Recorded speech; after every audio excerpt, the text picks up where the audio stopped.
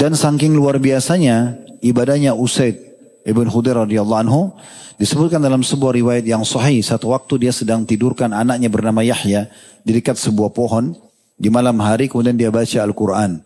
Lalu tiba-tiba ada kudanya di dekat yang diikat di dekat anaknya yang sedang tidurkan di bawah pohon itu merontak. Dia berhenti baca, kuda itu berhenti juga. Kemudian kedua kali dia lanjutin bacaannya, kuda itu berontak lagi. Begitu terus sampai 3 kali. Maka dia pun mengatakan, saya mengangkat kepala saya ke langit, lalu saya menemukan ada cahaya putih, seperti lentera cahaya putih yang sedang naik ke langit. Maka saya pun laporkan kepada Nabi SAW. Maka Nabi SAW mengatakan, tilkal malaikatu kanat tastami'u lak.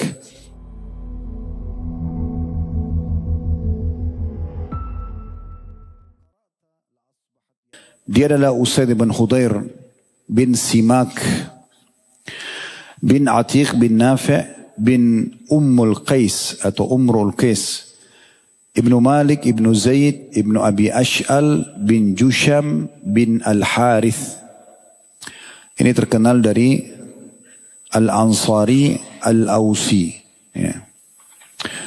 Dan beliau mendapatkan gelar Al-Kamil. Tadi yang saya katakan, Kamil itu maksudnya sempurna. Karena orang kalau lihat paras wajahnya dia sangat tampan, kalau lihat berpenampilan sangat bersih, kalau dia bertutur kata sangat rapi, santun, dia juga bermuamalah sama orang-orang, itu semuanya sangat baik.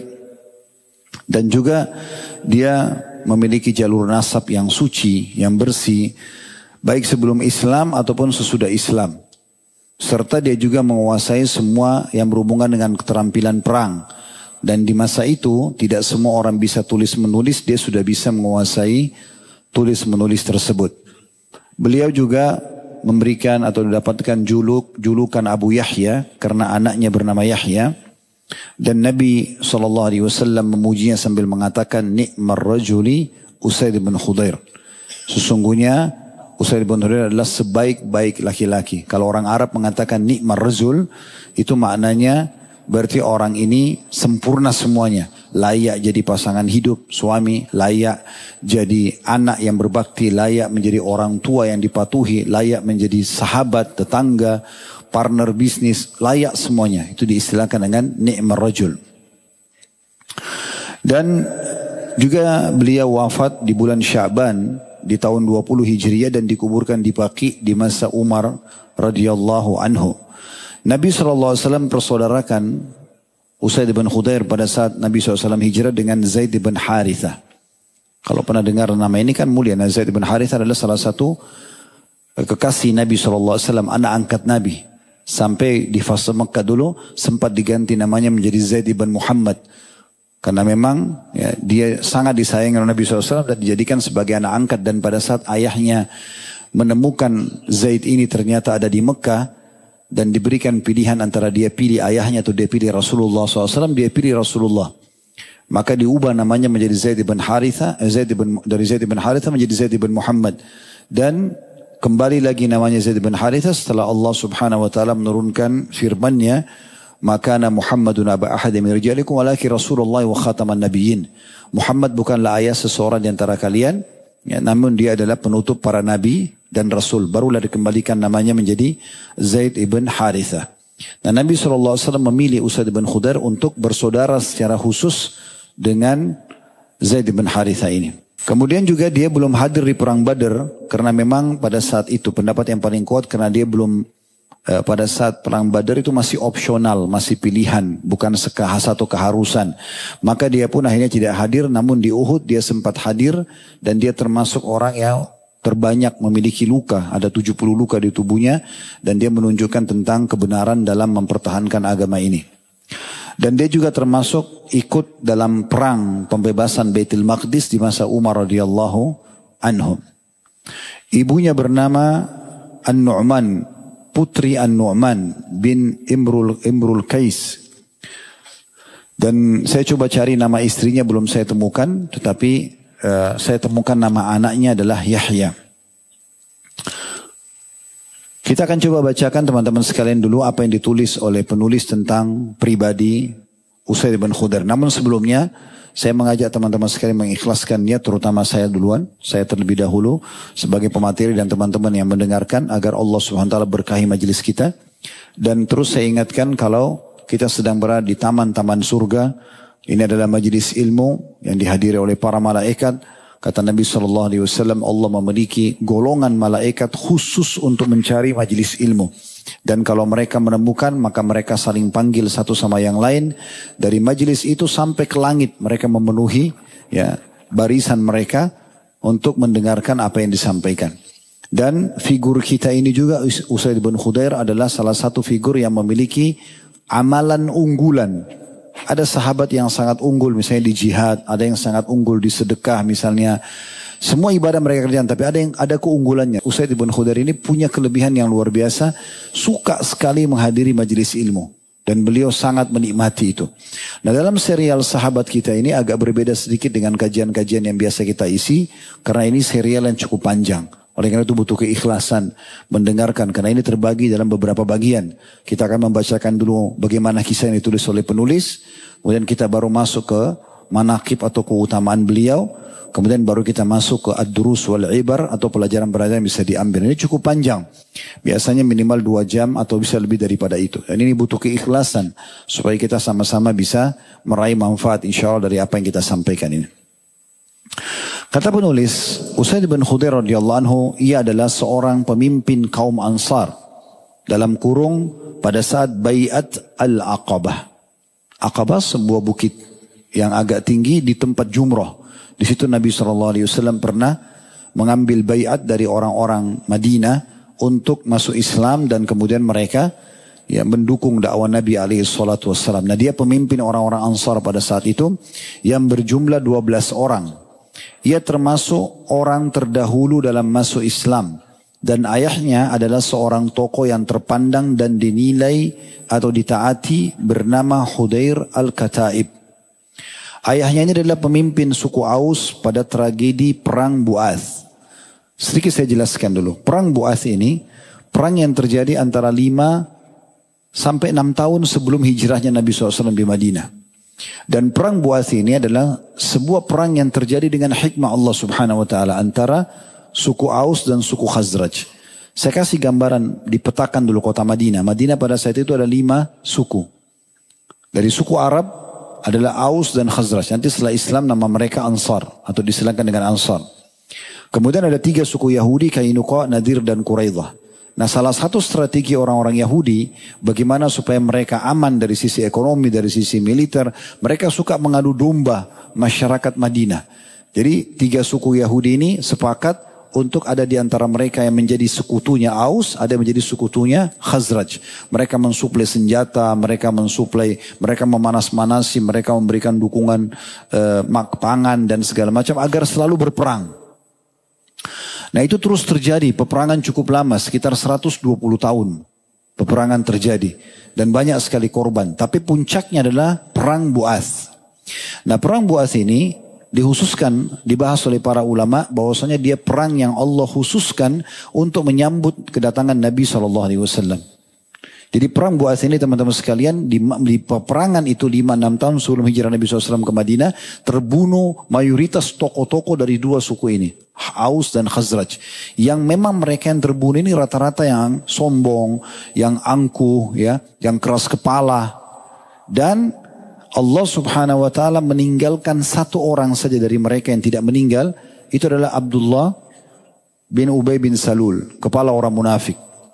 Sampai kata ulama sejarah bahwasanya, dan ini dinukil dari Ummul Mukminin Aisyah radhiyallahu anha, bahwasanya Allah ingin menunjukkan tentang bagaimana keras kepalanya para pemimpin-pemimpin dulu di Madinah itu. Contohnya Allah tinggalkan 1 orang. 1 orang ini sudah cukup menjadi kepala munafikin, mengacaukan banyak sekali ya perkembangan dakwah di Madinah. Maka itu sebagai contoh saja. Saya bacakan kisahnya. Ibnu Hajar rahimahullah berkata tentang Perang Bu'ath ini, yang terbunuh pada Perang Bu'ath ini para pembesar Madinah yang kemungkinan besar mereka tidak akan beriman dan sombong dan tidak akan menerima Islam, dan yang tersisa dari mereka adalah Abdullah bin Ubay bin Salul, kepala orang munafik. Allah menghendaki dari kejadian tersebut sebelum hijrah Nabi SAW dua hal. Yang pertama, anugerah Allah untuk Nabi-Nya SAW agar mudah dan lancar dalam berdakwah, karena keberadaan para pembesar tersebut bisa menjadi penghalang serius bagi dakwah Nabi SAW sebagaimana terjadi di Mekah. Karena di Mekah tokoh-tokoh Quraisy masih pada hidup, mereka arogansi satu sama yang lain. Mereka punya ya sifat sombong, sifat merasa lebih dari orang lain, sehingga 13 tahun fase dakwah di Mekah pun susah sekali untuk dikembangkan. Yang beriman hanya 153 orang. 83 orang hijrah bersama Ja'far bin Abi Thalib ke Ethiopia dan 70 tinggal bersama Nabi SAW. Sebagaimana kejadian atau terjadi di Mekah dan jalan ke Madinah menjadi mulus. Dinukil dari Aisyah radhiyallahu anha, beliau mengatakan Allah menyisakan seorang contoh dari pembesar-pembesar tersebut untuk mengingatkan nikmat Allah atas datangnya Nabi SAW, yaitu Abdullah bin Abi Salul. Yang kedua, supaya siap menerima Islam dan menunjukkan kebenaran Islam yang dapat menyatukan mereka setelah perpecahan. Jadi 120 tahun Aus dan Khazraj dibuat berperang oleh orang-orang Yahudi ini, dan disuplai senjata, disuplai ya pangan segala macam. Pokoknya mereka harus selalu berperang.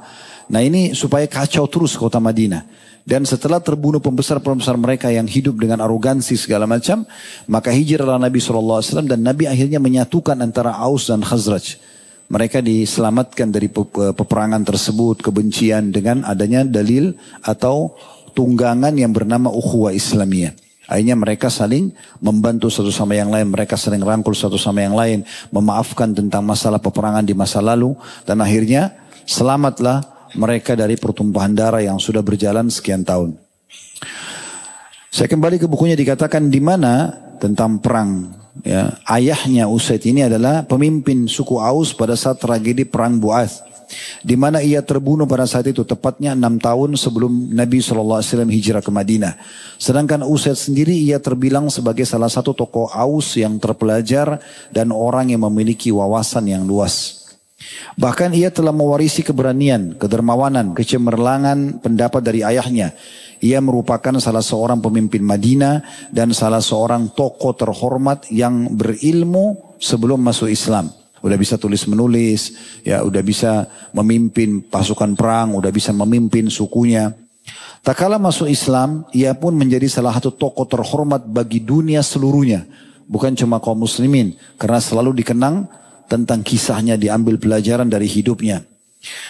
Bagaimana tidak, kata penulis, sementara para sahabat Rasulullah SAW adalah sebaik-baik manusia setelah para nabi dan rasul alaihi wassalatu wassalam. Ia dilahirkan di Madinah Munawwarah, di kota yang penuh dengan cahaya kenabian, sebuah kota monumental yang memasuki sejarah melalui pintu-pintu terluasnya dan dari atas anak-anak bukitnya yang kecoklatan. Di sana pasukan dibentuk dan batalion-batalion disiapkan untuk menyebarkan agama Allah. Lorong-lorong kota Madinah sangat mengenal dengan baik siapa Usaid bin Khudair, yaitu seorang pemuda pemberani yang sangat handal menunggang kuda dan mencintai kemuliaan akhlak. Lalu kemudian penulis mulai menceritakan tentang masalah persahabatan dia dengan salah satu kepala suku juga yang terkenal, Sa'ad bin Mu'adz radhiyallahu anhu. Sa'ad bin Mu'adz ini pernah juga kita bahas serialnya.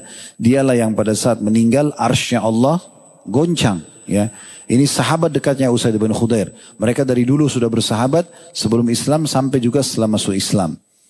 Nah nanti mereka dimanapun selalu bersama-sama, dan setelah Usaid bin Khudair dapat hidayah masuk Islam di tangan Mu'adz bin Jabal radhiyallahu anhu, disitulah dia mengajak sahabatnya Sa'ad bin Mu'adz untuk masuk Islam, dan tentu dia berarti meraih pahala Sa'ad dan seluruh sukunya masuk Islam pada saat itu setelah Sa'ad ini masuk Islam. Kita akan mulai dulu dengan masalah yang disebutkan di sini tentang matahari hidayah masuk ke dalam hati Usaid. Bagaimana dia masuk Islam? Jadi Nabi SAW mengutus surat banyak sekali ke pemimpin-pemimpin dunia, menemui pemimpin dunia di musim haji, mengajak mereka untuk masuk Islam dan mendukung dakwah beliau, tapi semuanya menolak. Sampai akhirnya Nabi SAW ketemu dengan tokoh-tokoh dari Ansar ini, dari Madinah. Dan kebetulan sekali 3 suku Yahudi di Madinah ini Selalu menukil perkataan sambil mengatakan, nanti akan ada nabi keluar di kota Madinah ini dan kami akan beriman kepadanya. Serta pada saat kami beriman kami akan memerangi kalian sampai habis semuanya. Maka orang-orang Ansar ini ketakutan dengan isu itu. Begitu mereka datang haji dan bertemu dengan Nabi SAW di Aqabah, maka mereka mendengar. Ternyata inilah seorang nabi yang dikatakan dari Quraisy. Kemudian diajarkan kepada mereka tentang Islam, tentang Al-Quran. Akhirnya mereka tertarik. Dan mereka berbicara satu sama yang lain. Sepertinya ini Nabi yang dikatakan orang Yahudi. Kita harus beriman sebelum mereka. Maka akhirnya berimanlah orang-orang Ansar tadi. Awalnya cuma 6 orang di Bait Aqabah pertama. Bait Aqabah kedua jadi 12 orang. Dan akhirnya Nabi SAW mengutus ke Madinah seorang sahabat yang mulia namanya Mus'ab ibn Umair radhiyallahu anhu. Mus'ab ini salah satu tokoh Mekah yang terkenal dengan ketampanannya, anak orang kayanya orang Mekah ya. Setelah dia masuk Islam, ya, dia meninggalkan semua dunia itu dan akhirnya dia terbunuh mati syahid di perang Uhud. Dia yang pegang bendera muslimin dan terbunuh, Mus'ab radhiyallahu anhu. Terkenal orang yang paling dekat wajahnya dengan Nabi SAW. Intinya Nabi SAW utus dia ke Madinah, kemudian dia mendakwahi orang-orang Madinah satu demi satu. Orang yang pertama kena dakwah adalah As'ad ibn Zurarah radhiyallahu anhu. As'ad ini orang Madinah pertama mendirikan sholat Jumat di rumahnya. Dan beliau sholat waktu itu di rumahnya 40 orang. Dan dari sinilah Madhab Syafi'i berhukum bahwasanya sholat Jumat itu membutuhkan 40 orang. Dari sikap beliau. Setelah As'ad bin Zurarah masuk Islam, Mus'ab akhirnya satu persatu diajak oleh As'ad untuk menemui tokoh-tokoh dan masyarakat Madinah untuk mengajak mereka masuk Islam. Kita langsung masuk ke poin tentang masalah tokoh kita ini. Pada saat itu, As'ad ibn Zurarah berbisik kepada Mus'ab, ada 2 orang di sini, di Madinah. Kalau mereka berdua berhasil engkau terangkan kepadanya tentang agama Allah, pasti semua sukunya akan masuk Islam. Daripada kita gerilya satu persatu, lebih baik kepala sukunya aja. Dan salah satunya adalah Sa'ad bin Mu'ad, itu adalah sepupu saya. Kata As'ad bin Zurarah, itu adalah sepupu saya. Kalau dia berhasil engkau sentuh, mendengar ayat Al-Quran, masuk Islam, maka engkau akan menyentuh kaumnya. Dan bersamanya sahabatnya kepala suku yang lain, Usaid bin Khudair. Maka kata Musa, baiklah. Mereka berdua hanya duduk di satu taman, di satu perkebunan kurma. Kemudian diutuslah berita kepada Sa'ad bin Mu'ad ini oleh As'ad bin Zurarah supaya mau datang gitu.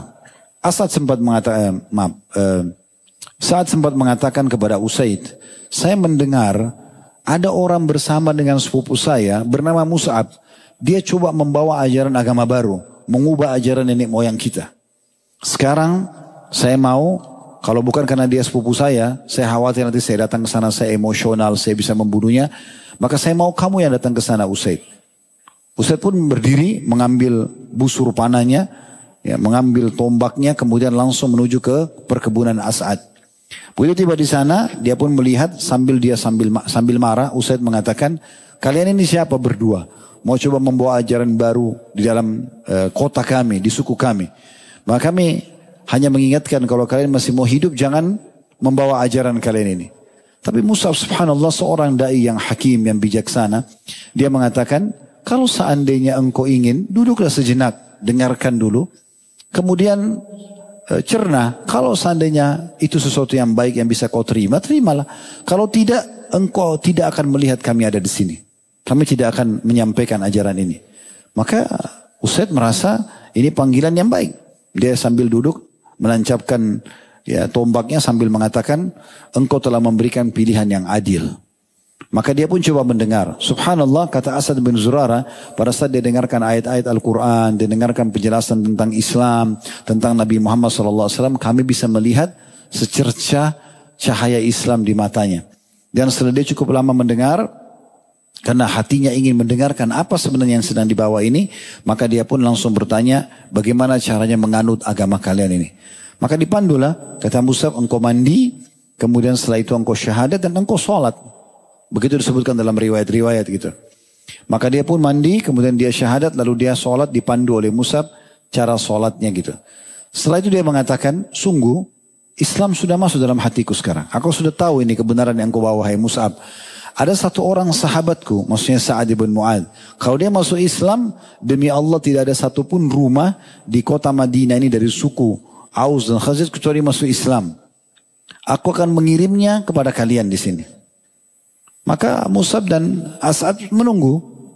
Usaid pun pulang, begitu pulang, dari jauh sudah dilihat oleh Sa'ad bin Mu'adz sambil mengatakan kepada sukunya, sungguh demi Allah, Usaid datang kepada kalian bukan dengan wajah waktu dia pergi.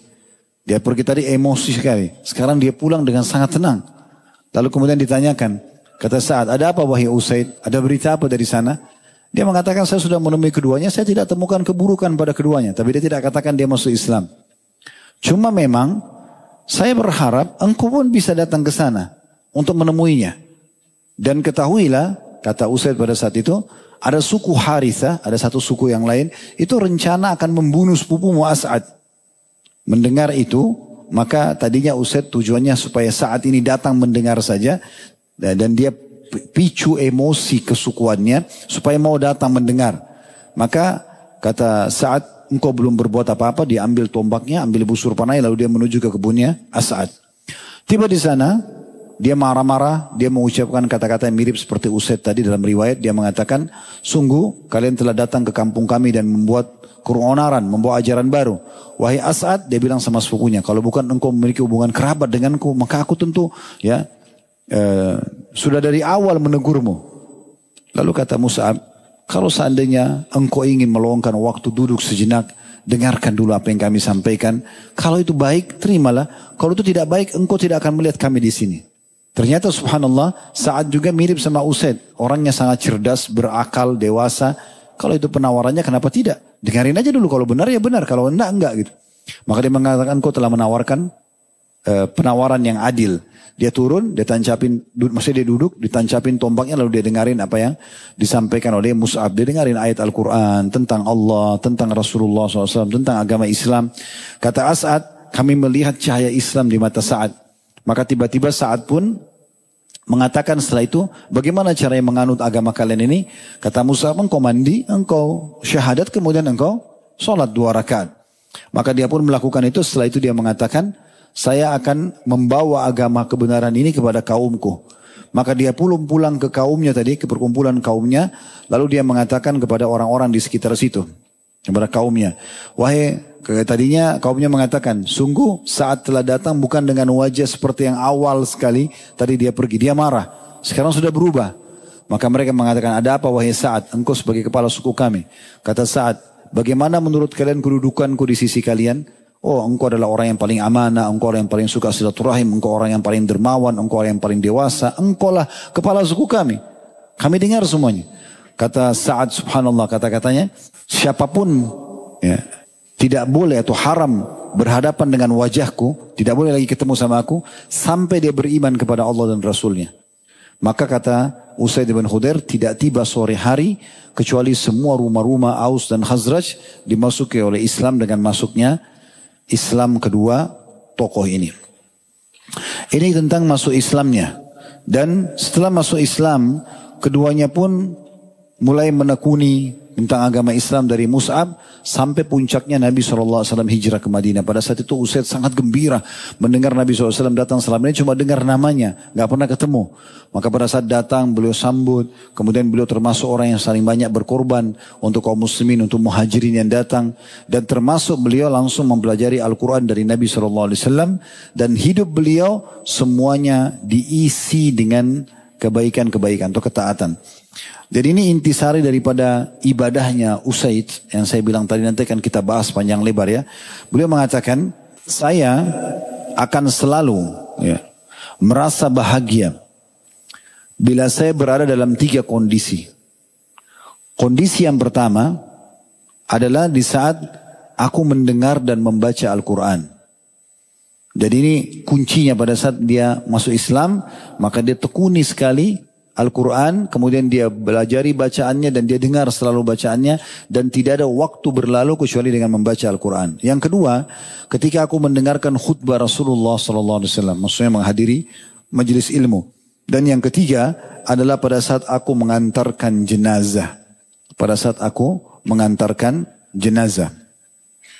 Dan saking luar biasanya ibadahnya Usaid ibn Khudair radhiyallahu anhu, disebutkan dalam sebuah riwayat yang sahih, satu waktu dia sedang tidurkan anaknya bernama Yahya di dekat sebuah pohon di malam hari, kemudian dia baca Al-Quran. Lalu tiba-tiba ada kudanya di dekat yang diikat di dekat anaknya yang sedang tidurkan di bawah pohon itu merontak. Dia berhenti baca, kuda itu berhenti juga. Kemudian kedua kali dia lanjutin bacaannya, kuda itu berontak lagi. Begitu terus sampai 3 kali. Maka dia pun mengatakan, saya mengangkat kepala saya ke langit, lalu saya menemukan ada cahaya putih, seperti lentera cahaya putih yang sedang naik ke langit. Maka saya pun laporkan kepada Nabi SAW. Maka Nabi SAW mengatakan, tilkal malaikatu kanat tastami'u lak. Itu adalah para malaikat yang datang khusus mendengarkan bacaanmu, hai Usaid. Walau qara'ta la asbahat yarahan nasu ma tastatiru minhum. Kalau seandainya kau terus lanjutkan bacaanmu, maka niscaya karena mereka menikmati sekali bacaan Quran itu para malaikat, maka niscaya penduduk Madinah akan menyaksikan malaikat secara langsung tanpa ada penghalang lagi dari mata mereka. Dan memang ini salah satu ciri para malaikat, mereka mendengarkan bacaan-bacaan orang-orang beriman ya. Kalau pernah dengar tentang sholat malam, itu siapa yang bangun di malam hari kemudian dia bersiwak, kemudian dia membaca ayat-ayat Al-Quran, maka akan ada malaikat yang menghirup bacaannya itu, gitu kan? Bagaimana Allahu alam. Jadi memang malaikat sangat mengetahui kedudukan Al-Quran. Nabi SAW sendiri memuji beliau sambil mengatakan, ni'mar rajulu Usaid ibn Khudair, sesungguhnya sebaik-baik laki-laki adalah Usaid ibn Khudair. Ada sebuah kejadian kecil diangkat oleh penulis juga di sini tentang masalah bagaimana keseharian Usaid. Di antaranya beliau sangat selalu usaha selalu setiap hari ketemu dengan Nabi SAW. Namun puncaknya beliau ingin sekali menyentuhkan tubuhnya dengan tubuh Nabi SAW. Begitu dinukil. Jadi bukan cuma sekedar salaman, ya. Beliau ingin memeluk tubuh Nabi SAW sebagai bentuk kasih sayangnya dengan Nabi SAW. Maka satu waktu lagi kumpul para sahabat, Nabi SAW sempat ya, menusuk bagian lambungnya Usaid sambil bercanda. Ya, maksudnya bukan dengan benda tajam ya, tapi dengan tongkat atau dengan tangan beliau SAW. Maka Usaid menggunakan kesempatan itu sambil mengatakan, ya Rasulullah, Anda telah menyakitiku. Maka kata Nabi SAW, kalau gitu kisoslah, balaslah. Kata Usaid, ya Rasulullah, titik yang Anda sentuhkan tadi ke lambungku itu tidak ada bajunya, tidak ada kainnya. Saya juga harus melakukan itu. Maka Nabi SAW menyingkap bajunya, dan pada saat Usaid itu langsung boleh memeluk dan mencium tubuh Nabi SAW, dan beliau mengatakan, demi Allah ya Rasulullah, saya tidak ingin kecuali ini. Beliau juga ya punya sikap yang sangat bijaksana pada saat terjadi fitnah ifk. Kalau masih ingat fitnah ifk itu adalah kisah tentang fitnahnya Abdullah bin Salul tadi ya, pimpinan orang munafik yang menyebarkan isu kalau Aisyah zina dengan Safwan radhiyallahu anhu majma'in. Ini semua kedustaan tentunya. Nah, di masa itu pulang dari perang Bani Mustalik tersebarlah isu itu. Ada satu kejadian Usaid radhiyallahu anhu, beliau pernah melihat pada saat kejadian di perang Bani Mustalik ini, tiba-tiba Nabi SAW menggerakkan pasukan di waktu-waktu istirahat. Biasanya Nabi istirahat tuh di siang hari atau di malam hari, beliau istirahat. Tapi pada saat itu Nabi suruh jalan terus. Kalau yang tidur di atas tunggangannya. Ini ada sesuatu tidak normal nih. Maka Usaid pun datang kepada Nabi SAW mengatakan, ya Rasulullah, ada apa sebenarnya? Maka Nabi SAW mengatakan, tidakkah engkau dengar apa yang dikatakan oleh temanmu? Kata dia, teman yang mana? Kata Usaid, kata Nabi SAW, Abdullah ya, bin Ubay bin Salul, ini pimpinan orang munafik. Ya, kata Usaid, apa yang dia katakan ya Rasulullah? Kalau masih ingat kisahnya, ya, saya ingatkan kembali supaya lebih jelas. Waktu pulang dari perang Bani Mustalik, ada budaknya Umar bin Khattab dengan budaknya seorang dari Ansar sempat cekcok di sebuah sumber mata air. Cekcoknya apa nggak tahu. Tapi akhirnya budak Umar teriak mengatakan, wahai muhajirin, tolonglah saya. Maka para muhajirin tiba-tiba hanusin pedang. Karena ini baru pulang dari medan perang. Lalu pembudaknya orang Ansar mengatakan, wahai Ansar, tolonglah saya. Maka berdirilah di dua kubu ini, umat Islam hampir berperang. Waktu itu ada satu orang melapor kepada Nabi SAW. Nabi SAW datang dengan cepat dan marah. Wajah beliau memerah sambil mengatakan, apakah ada dakwah jahiliyah? Adakah tiupan-tiupan bahasa jahiliyah seperti ini. Fanatisme, kesukuan, rasis. Sementara saya ada di tengah-tengah kalian, tinggalkan, ini bisa membinasakan kalian. Maka redamlah pada saat itu. Nah, Abdullah, kepala munafik ini menunggangi keadaan. Dia menunggangi keadaan sambil dia mengatakan, ya, dia mengatakan, kumpulin sukunya, sungguh kalianlah telah membuat mereka seperti itu. Maksudnya kenapa orang-orang muhajir berani benar mau ajak kita berperang? Gitu ya. Kalian yang memberikan tempat-tempat tinggal kalian, kalian memberikan harta kalian, kalian menerima mereka di negeri kalian. Coba kalian tidak melakukan itu. Pasti mereka tidak akan macam-macam dengan kita. Nanti kalau kita pulang ke Madinah, pasti orang-orang yang mulia, maksudnya orang-orang penduduk asli Madinah mengusir para pendatang. Dan Abdullah ini bin Abi Salul ini bermaksud Rasulullah SAW. Dia ingin penduduk Madinah mengusirnya, gitu ya. Dan kalau Nabi SAW diusir, berarti semua muhajirin juga akan diusir. Rupanya perkataan ini sempat didengar oleh seorang sahabat yang lain. Dan sahabat ini masih muda pada saat itu. Dia dengarkan, kemudian dia lapor kepada Nabi SAW. Pada saat dilaporkan, ya, ini bernama Zaid, orang ini ya, masih muda, masih 16-17 tahun. Dia lapor kepada Nabi SAW, ya Rasulullah, Abdullah bin Abi Sulul itu cerita begini ya Rasulullah. Ini kalau pulang dari perang ini mereka mau usir anda dan semua muslimin yang datang hijrah dari Mekah. Maka Nabi SAW suruh gerak pasukan pada saat itu. Sudah bergerak kalau gitu. Nah disitulah Usaid mendatangi Nabi SAW lalu menanyakan. Lalu kata Nabi SAW, apakah kau tidak dengar apa yang dikatakan oleh sahabatmu? Ya. Abdullah bin Ubay bin Salul. Kata dia, apa yang dikatakan ya Rasulullah? Katanya kalau tiba di Madinah nanti orang-orang mulia masa penduduk Madinah akan mengusir para pendatang. Maka kata Usaid dengan jelas mengatakan, ya Rasulullah, sesungguhnya dialah yang akan terusir. Dia yang terhina. Dan kami siap untuk menolong atau mendukung anda. Maka pada saat itu Usaid membisikkan satu kata kepada Nabi SAW mengatakan, ya Rasulullah, berlemah lembutlah dengan dia. Demi Allah, sebelum anda datang, mahkota raja sudah akan diletakkan di kepalanya oleh kaumnya. Aus dan Khazraj ini hampir memilih dia sebagai raja. Begitu anda datang batal. Maka itu membuat dia jengkel, dia susah untuk menerimanya. Maka pada saat itu akhirnya Nabi SAW menerima saran Usaid dan tidak meributkan permasalahan ini kepada Abdullah ini. Ini salah satu kebijakan yang beliau lakukan. Kemudian penulis juga mengangkat tentang sikap bijaksananya. Ini sebagai penutup dalam buku kita ini. Itu tentang bagaimana peristiwa baiatnya Abu Bakar.